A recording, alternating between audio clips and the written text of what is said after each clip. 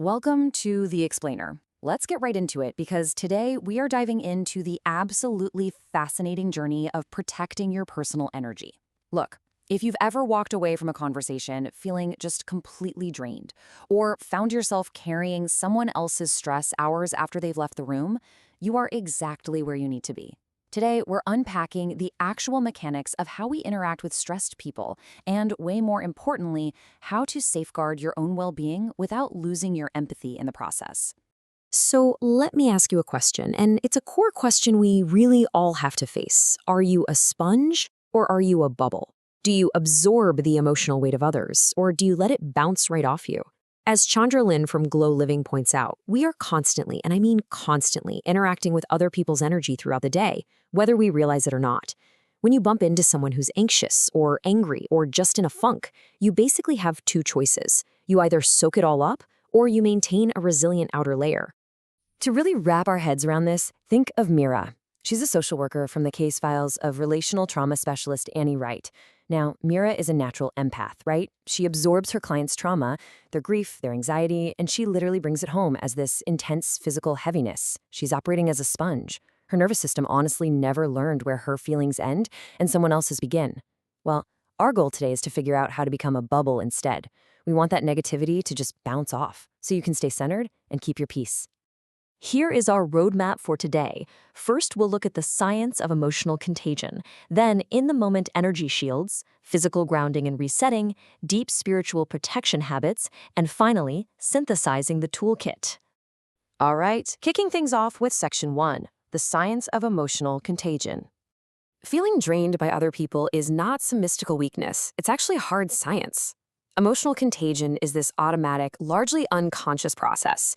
And researchers like social psychologist Elaine Hatfield and developmental neuroscientist Jean DiCetti, they've actually shown us that catching anxiety is a feature of a highly responsive mirror neuron system in your brain. When you see someone tense up, your mirror neurons fire and boom, suddenly you're tense too. You are literally experiencing their distress on a neurological level. Have you ever heard of Dr. Stephen Porges' polyvagal theory?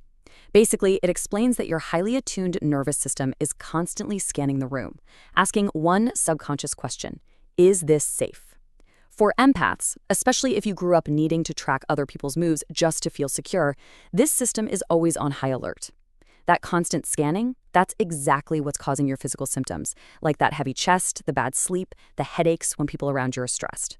Your system is actually working perfectly. It just doesn't have a protective structure in place yet.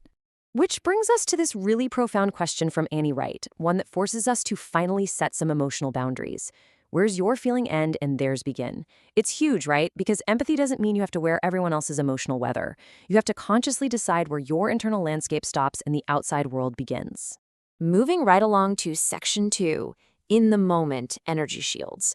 Okay, so how do we actually stop this in real time? Prevention is always your best protection. Both author Mitesh Khatri and psychiatrist Dr. Judith Orloff recommend variations of this amazing visualization, the white light energy ball. It immediately forms a defensive perimeter around your feelings. You just close your eyes, picture this glowing envelope of white light totally surrounding your body, and you mentally command that any negative energy coming your way dissolves and turns back. It's like a fail-safe barrier. It blocks out the bad stuff, but totally lets the good stuff filter in.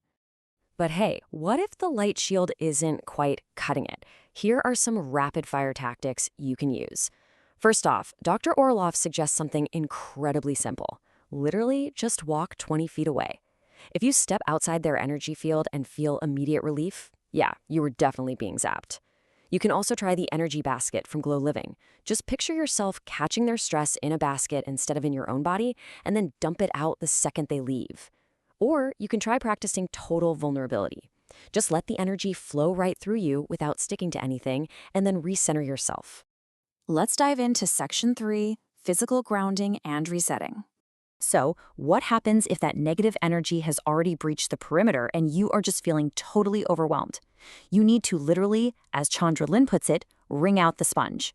When you're amped up, physical grounding pulls your body straight back to the present moment. The Sacred Path Shamanic School notes that traditions like the Sioux tribe practice grounding by walking barefoot on the earth to connect with the land's energy. Just bringing your physical focus back to tactile elements completely resets your nervous system.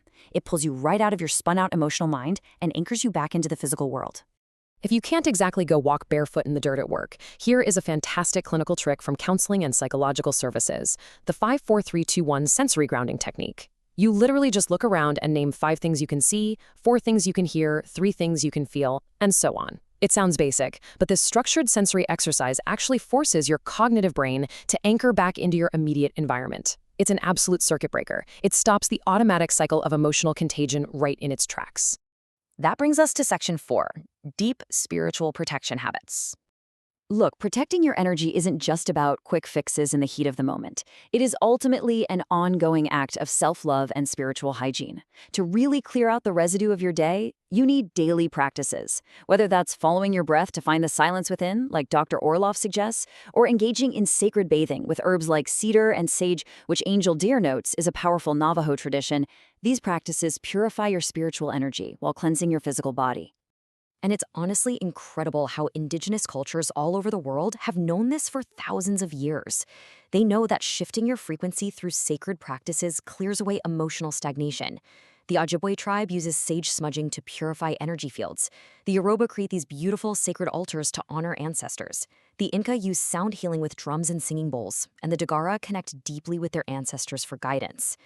Tapping into this ancient wisdom is just such a profound path to self-empowerment. All right, let's pull it all together in Section 5, Synthesizing the Toolkit.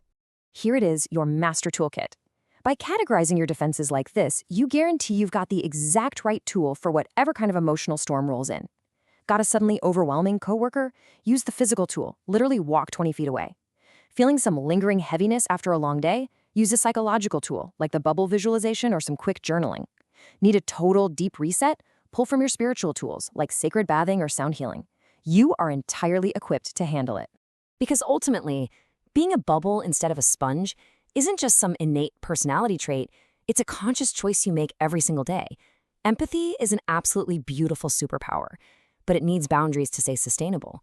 So I want to leave you with this one vital question to think about right now. Which of these tools are you going to use today to reclaim your energy and protect your peace? Thank you so much for joining me for this explainer, and remember, your energy is yours. Keep it safe.